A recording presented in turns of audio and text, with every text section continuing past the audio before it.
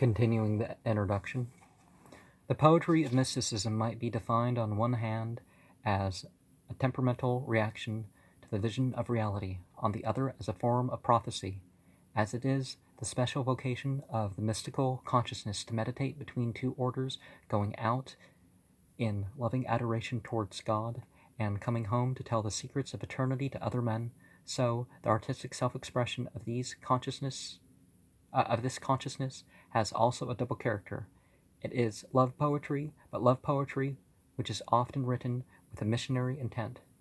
Kabir's songs are of this kind, outbursts at once of rapture and of charity, written in the popular Hindi, not in the literary tongue.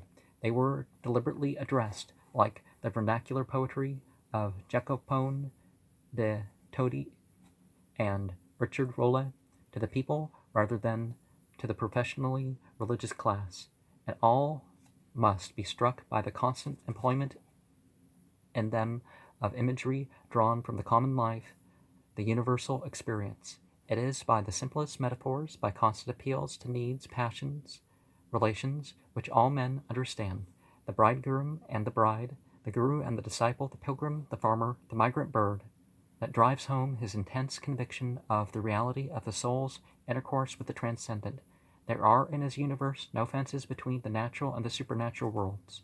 Everything is part of the creative play of God, and therefore, even in its humblest details, capable of revealing the player's mind.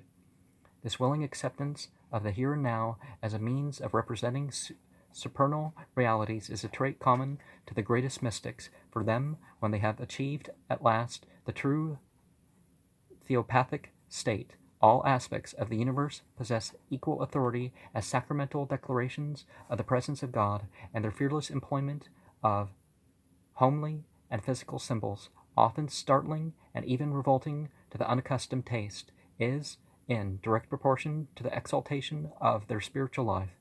The works of the great Sufis and amongst the Christians of Jacopone de Todi, Rui Sproek, Bohemia abound in illustrations of this law.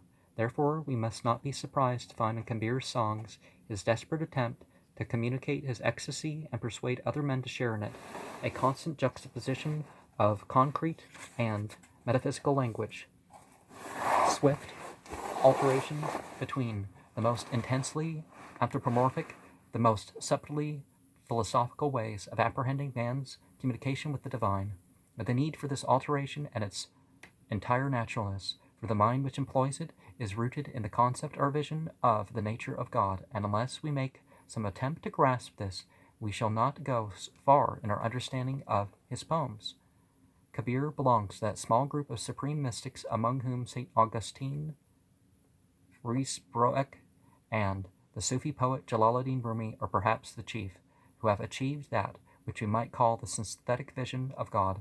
These have resolved the perpetual opposition between the personal and the impersonal, the transcendent and the immanent, static and dynamic aspects of the divine nature, between the absolute of philosophy and the sure, true friend of devotional religion. They have done this not by taking these apparently incompatible concepts one after the other, but by ascending to a height of spiritual intuition at which they are, as Ruysbroek said, melted and merged in the unity, and perceived as the completing opposites of a perfect whole. This proceeding entails for them, and both Kabir and Ruysbroek especially acknowledge it, a universe of three orders: becoming, being, and that which is more than being.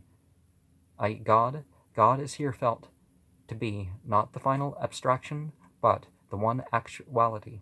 He inspires, supports, indeed inhabits both the durational, conditioned, finite world of becoming and the unconditioned, non-successional, finite world of being, yet utterly transcends them both. He is the omniscient, he's omnipresent reality. Okay, we're referred to poems 7 and 49. The all-pervading, within whom the worlds are being told like beads. In his personal aspect, he is the beloved fakir, teaching and companioning with each soul, considered as immanent spirit. He is the mind within the mind, but all these are at best partial aspects of his nature, mutually corrective, as the persons in the Christian doctrine of the Trinity, to which this theological diagram bears a striking resemblance, represent different and compensating experiences of the divine unity within which they are resumed.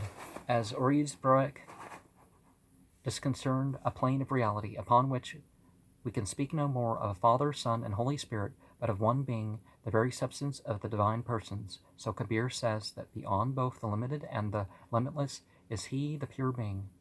And see poem number 7. Brahma, then, is the ineffable fact, compared with that which the distinction of the conditioned from the unconditioned is but a word. At once the utterly transcendent one of the absolutist philosophy, and the personal lover of the individual soul, common to all and special to each, as one Christian mystic has it.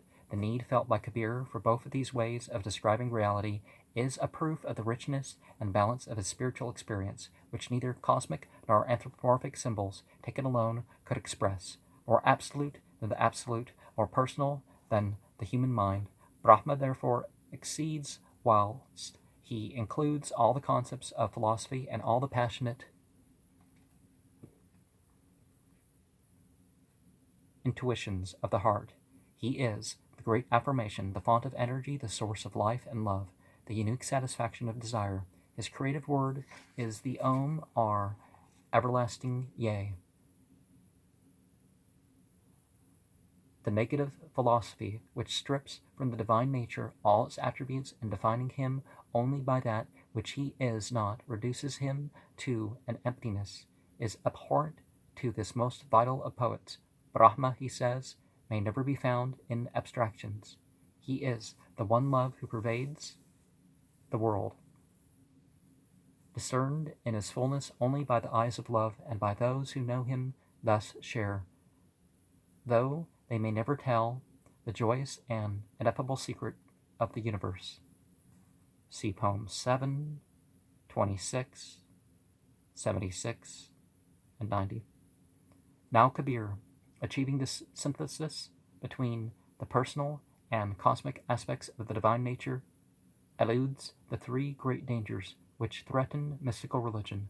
First, he escapes the excessive emotionalism, the tendency to an exclusively anthropomorphic devotion, which results from an unrestricted cult of divine personality, especially under an incarnational form, seen in India in the exaggerations of Krishna worship, in Europe in the sentimental extravagances of certain Christian saints. Now, in India, what happened largely, in some areas you had like a name of God, and people got put, different heroes got put into that name, and people said, oh, see the incarnation in one person. Well, even as, generally a single incarnation, are different incarnations. But even when you're worshiping a right, there could be exaggerations. Next, he's protected from, exaggerations in behavior. The soul-destroying conclusions of pure monism, inevitable if its logical implications are pressed home, that is, the identity of substance between God and the soul, with this corollary of the total absorption of that soul and the being of God as the goal of the spiritual life. For the thoroughgoing monist, the soul, in so far as it is real, is substantially identical with God, and the true object of existence is the making patient of this latent identity, the realization which finds its expression in the Vedantist formula, that art thou. But Kabir says that Brahma and the creature are ever distant yet ever united, that the wise man knows the spiritual as well as the material world to be no more than his footstool. See poems 7 and 9. The soul's union with him is a love union and mutual inhabitation, that essentially dualistic relation of which all mystical religion expresses not a self-mergence which leaves no place for personality. This eternal distinction, the mysterious union and separateness of God and the soul, is a necessary doctrine of all sane mysticism, for no scheme which fails to find a place for it can represent more than a fragment of that soul's intercourse with the spiritual world. Its affirmation was one of the distinguishing features of the Vaishnavite Reformation, preached by Ramanuja, the principle of which had descended through Ramananda to Kabir. Lastly, the warmly human and direct apprehension of God as the supreme object of love, the soul's comrade, teacher, and bridegroom, which is so passionately and frequently expressed in Kabir's poems, balances and controls those abstract tendencies which are inherent in the metaphysical side of his vision of reality, and prevents it from degenerating into that sterile worship of intellectual formula, which became the curse of the Vedantist school. For the merely intellectualist and for the mere pietist he has little approbation. And see poem 59, 67, 75, 90, and 91. Love is throughout his absolute sole Lord, that, well, perhaps God the loving.